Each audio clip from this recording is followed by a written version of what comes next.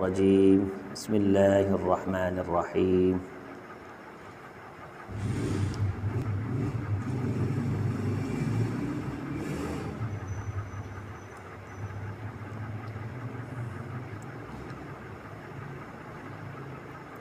فرجع موسیٰ الی قومہ غضبان اسفا۔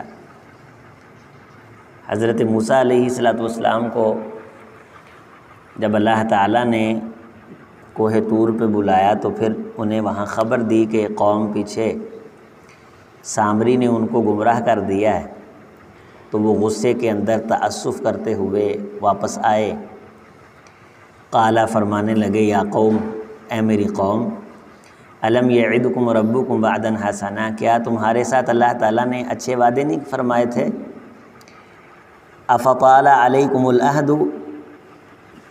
کیا تمہارے اوپر کوئی بہت عرصہ گزر گیا تھا کہ وہ وعدے ابھی پورے نہیں ہوئے تھے جو اللہ تعالیٰ نے کیے تھے؟ ام اردتم ان یحل علیکم غضب من ربکم،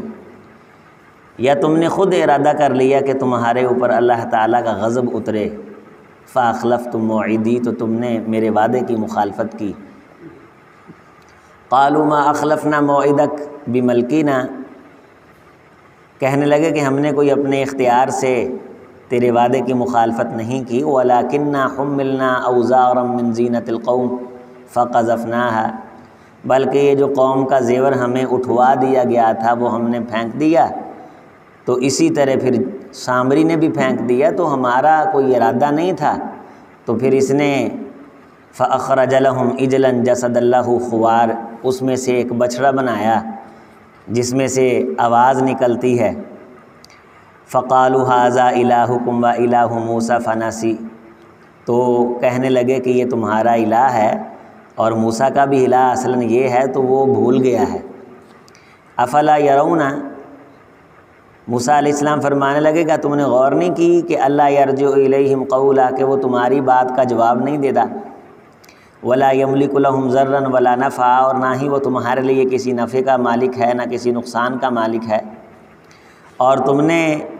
میرے جانے کے بعد 40 دن کے لیے حضرت موسیٰ علیہ السلام تشریف لے گئے، تو اتنی جلدی تم پھسل گئے اور اتنی جلدی بہک گئے، کوئی تم پہ کوئی مدتیں تھوڑی گزری تھیں کہ کوئی صدیاں بیت گئی تھیں،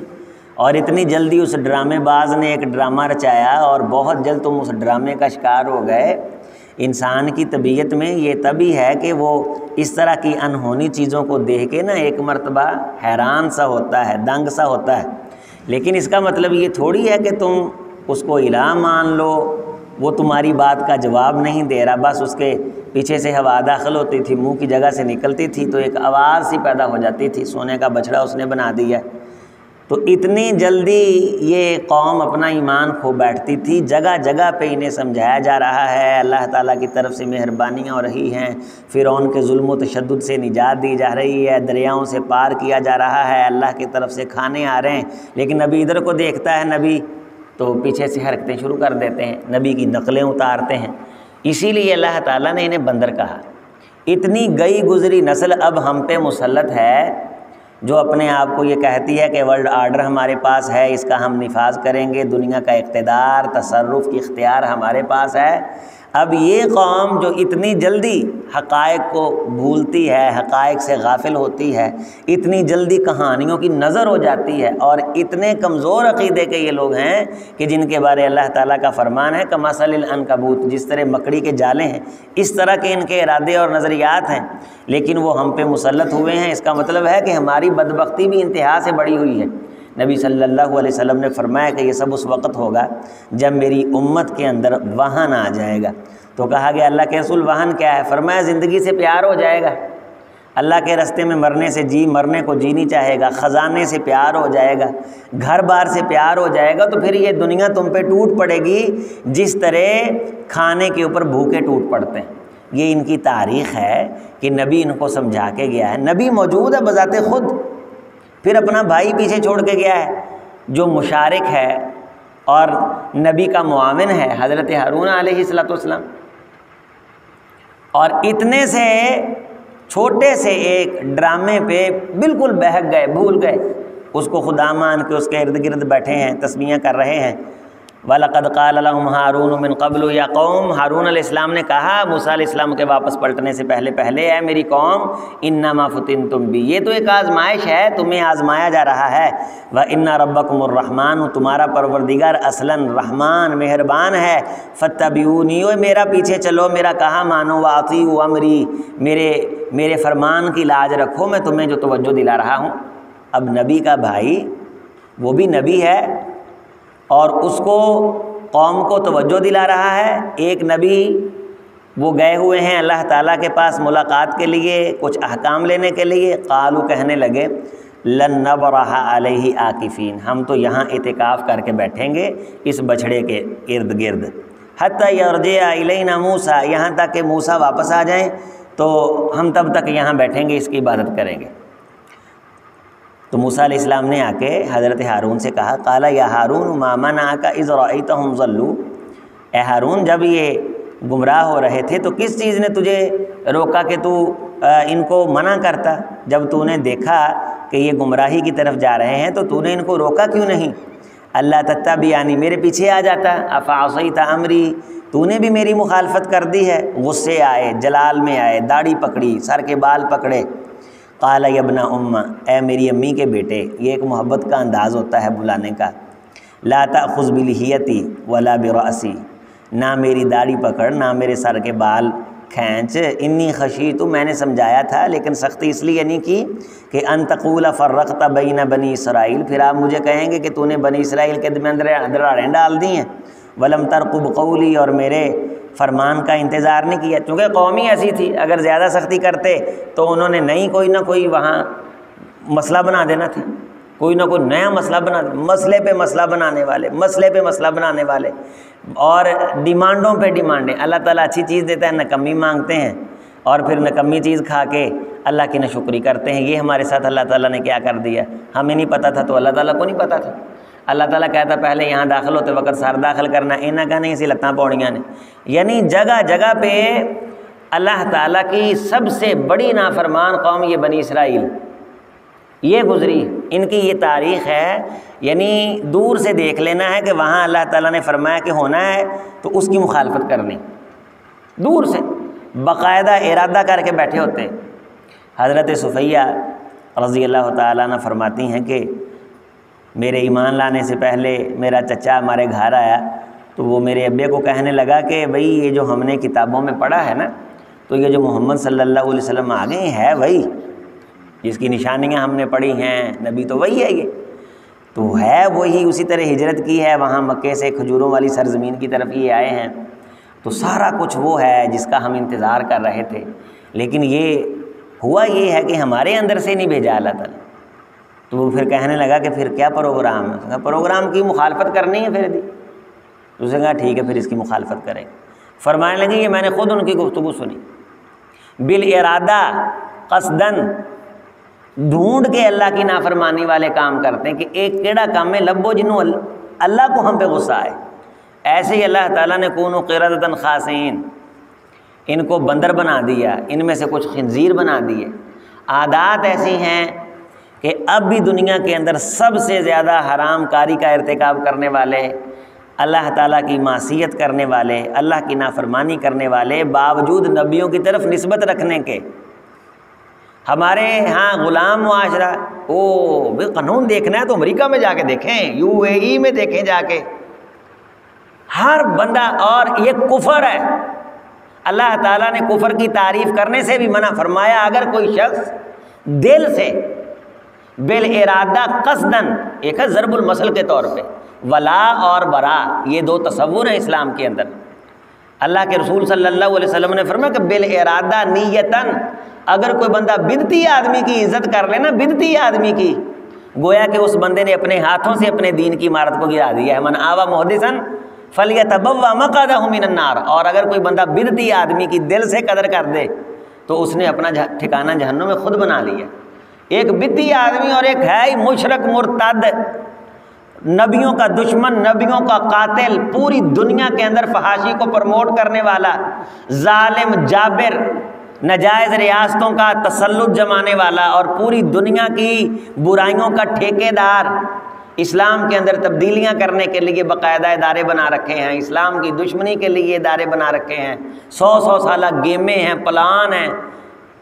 اور ساتھ میں کیا ہے، وہ قانون تو وہاں ہے، بڑے اچھے لوگ ہیں جی، بڑا یہ کرتے ہیں، بڑا وہ کرتے ہیں، اور ہر وہ شخص جو پوری دنیا میں نبوت کا دعویٰ کر دے اس کو بچانے کے لیے میدان میں کود پڑتے ہیں۔ یہ بیوقوف تھا، یہ تو اس کی تو نفسیات ٹھیک نہیں تھیں۔ کوئی نشئی پنگی چرسی اٹھے، وہ امریکہ کا صدر ہونے کا دعویٰ نہ کرے، بس نبی ہونے کا دعویٰ کر دے، فوراً آ جائیں گے۔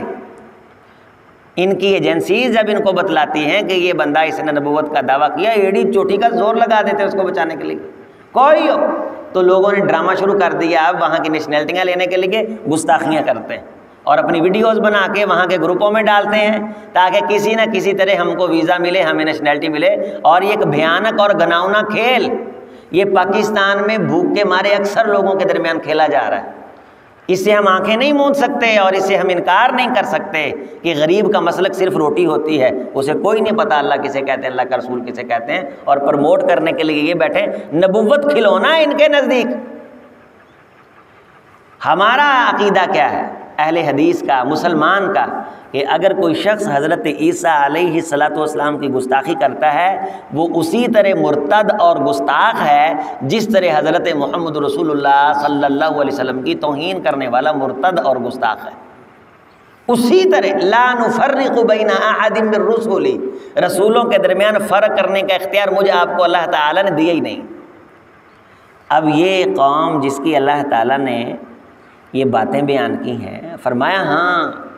اگر ایک شخص تم دیکھتے ہو اہل ایمان سے محبت رکھتا ہے،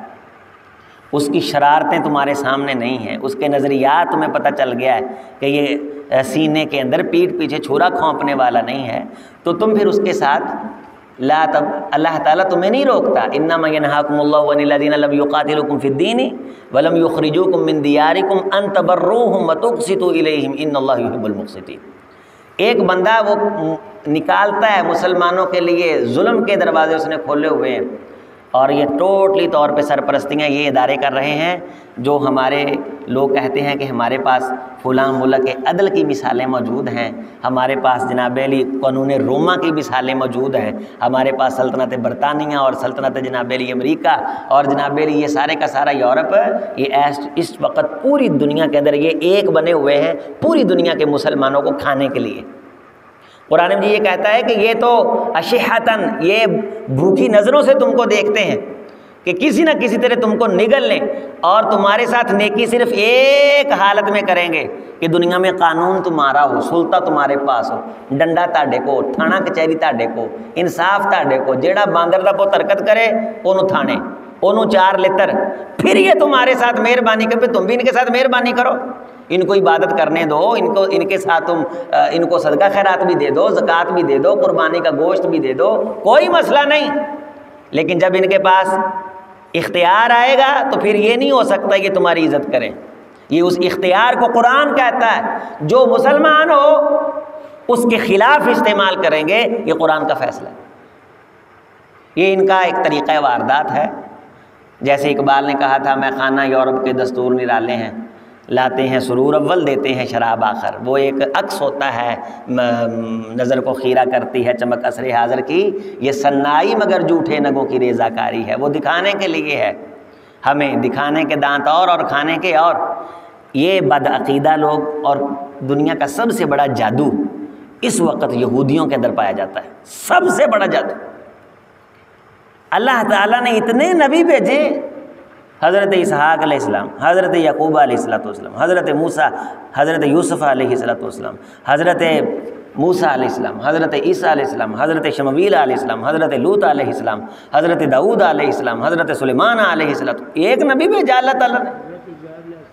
اتنے نبی اللہ تعالیٰ نے کی طرف بھیجے، اور ایک دن کے اندر 70 نبی قتل کرتے رہے، نبیوں کو قتل کرتے رہے۔ اے نبی ساڑھے پسند نہیں گا۔ اور امت مسلمہ کا یہ خاصہ ہے کہ اس دور کے اندر یہ اپنے علماء کو جتنی عزت دیتے ہیں، ان بنی اسرائیلیوں نے اپنے دور میں نبیوں کو اتنی عزت نہیں دی تھی۔ ساڑھے مسلمانوں نے بڑا پیار کرتے ہیں، اوے اپنے نبی کو، وہ نبی ایک ایک دن میں 70 نبی قتل کرتے رہے، اتنے جو 1 لاکھ ہم کہتے ہیں 25,000 نبی ہے، 24,000 نبی ہے، ابراہیم علیہ السلام سے پہلے ٹوٹل نبی آنے والوں کی تعداد 15 یا 20 بنتی، باقی سارے بنی اسرائیل کی طرف ہیں، لاکھوں کی تعداد میں ٹوٹل سارے بنی اسرائیل کی طرف ہیں، سینکڑوں انہوں نے قتل کیے ہیں، سینکڑوں نبی انہوں نے مارے، ہم مسلمانوں نے بڑا تعلق نہ داچا ہے، بہت جناب میری محبت کرتے ہیں، یہ کرتے ہیں وہ کرتے ہیں، اشحۃ علیکم ان تدوروا الیہم، آنکھیں گھما کے یہ جال لگا کر کے بیٹھے ہوئے ہیں کہ کب یہ کڑکی میں آتے ہیں ہم ان کو داڑھ کے اندر لیں اور ان کو تیجا پانچا ان کا کریں۔ لیکن ہمارے ہاں کوئی اسلام کی تعریف کرنے والا تب ہو نا کسی نے اسلام کے قانون کو نافذ کیا ہو، کوئی سلطنت دنیا میں ایسی نظر آئے جس کی خیرات کائنات کے اندر وہ دنیا دیکھ رہی ہو آنکھوں سے، تو پھر اس کی تعریف کرے، اس قانون کا نفاذ کرے، انطباق کرے۔ تو یہ شرک اور کفر کو پرموٹ کرنے والے، انبیاء کی گستاخی کرنے والی اتنی بے صبری قوم کہ نبی کہہ کے گیا ہے، اپنے بھائی کو بٹھا کے گیا ہے، تو پھر فوری طور پہ وہ ایک سامری جادوگر کے چھوٹے سے ڈرامے کے بہکاوے میں آ کر کے بدعقیدگی ایسی کہ وہاں باقاعدہ اعتکاف کر لیا، اس کی عبادت کرنے لگ گئے، اس کو پوجنے لگ گئے اور اس کی پرست شروع کر دی۔ حضرت موسیٰ علیہ السلام واپس پلٹے تو پھر اللہ نے بھی موسیٰ علیہ السلام کے ذریعے سے معجزہ دکھایا، وہ آگے آ رہا ہے کہ کس طرح پھر اس کے ہاتھ شل ہوئے اور کس طرح اس کے اوپر ذلت مسلط ہوئی، اور پھر کس طرح اللہ تعالیٰ کی توحید کا درس دیا گیا، بار بار باتیں مضبوط کروائی گئیں۔ نبی صلی اللہ علیہ وسلم نے ان کو یہی کہا تھا، جب یہ نبی صلی اللہ علیہ وسلم کو تسلیم نہیں کر رہے تھے، آپ نے فرمایا ٹھیک ہے، تعالوا الی کلمۃ سواء بیننا و بینکم، چلو تسی جیڑیاں گلاں کوئی میں اضافی دسدا وا وہ نہ منو، جیڑیاں مشترکہ نے وہ تو منو نا، جو باتیں مشترکہ تمہارے نبی بھی کہتے رہے ہیں، تعالوا الی کلمۃ سواء بیننا و بینکم، وہ انہاں گلاں تے تاؤ نا، جو باتیں تمہارے نبی تمہاری طرف لے کے آتے رہے اور وہی باتیں میں تمہاری طرف لے کے آیا ہوں، آئیں انہی پہ اتفاق کرتے ہیں۔ وہ کیا ہیں؟ اللہ نعبد الا اللہ ولا نشرک بہ شیئا ولا یتخذ بعضنا بعضا اربابا من دون اللہ، صرف ایک اللہ کی عبادت کریں، اس کے ساتھ کسی کو شریک نہ ٹھہرائیں، کسی ربی کو، پادری کو، پوپ کو خدا کا درجہ نہ دیں، آئیے توحید کی باتوں پہ تو آ جائیں۔ نبیوں کی طرف نسبت کرنے والے، نبیوں کے خاندان کے لوگ بہکتے بہکتے بہکتے اتنے گر گئے کہ مغضوب اور والضالین ہو گئے، اور اللہ تعالیٰ نے انہیں پھر فرما دیا کہ فباءوا بغضب من اللہ، اب تم پہ اللہ کا غضب ہے، اور جہاں بھی تم ضربت علیہم الذلۃ والمسکنۃ اینما ثقفوا، جہاں کہیں بھی تم جاؤ گے تو تمہارا ذلت مقدر ہے آئندہ کے وہاں، الا بحبل من اللہ وحبل من الناس، کسی کو بندے کو اللہ کا واسطہ وسیلہ دے کے تم امن شانتی حاصل کر سکو گے، آئندہ کے بعد تمہارے ساتھ یہ فیصلے کر دیے گئے۔ تو اللہ تعالیٰ کے یہ فیصلے ہیں، اسلام غالب ہے، آئے گا، اور یہ کسی وقتی طور پہ کفر کا غالب آ جانا یہ مسلمانوں کی اپنی بدبختی ہے۔ اللہ تعالیٰ ہمیں ایسے سالے لوگ عطا کر دے جو اسلام کا سلطہ بطور قانون اس کا نفاذ کریں۔ کوئی حکمران قوم کو نماز کے لیے اٹھائے، اکیلی بشارتیں کیا کریں گی مولوی کی، جنت ملے گی نماز پڑھیں، جنت ملے گی نماز پڑھنے سے، جب ڈنڈا نہیں ہے، تھانہ کچہری نہیں ہے، جب کوئی کہنے والا نہیں، امر بالمعروف و نہی عن المنکر، یہ حکومت کی ذمہ داری ہوتی ہے۔